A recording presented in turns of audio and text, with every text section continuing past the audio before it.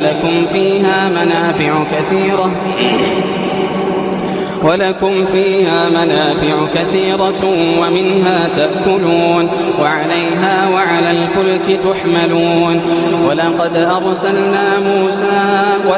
أرسلنا نوحا إلى قومه فقال يا قوم اعبدوا الله ما لكم من إله غيره أفلا تتقون. فقال الملأ الذين كفروا من قومه ما هذا إلا بشر مثلكم يريد أن يتفضل عليكم ولو شاء الله لأنزل ملائكة ما سمعنا بهذا في آبائنا الأولين إن هو إلا رجل به جنة فتربصوا به حتى حين. قال رب انصرني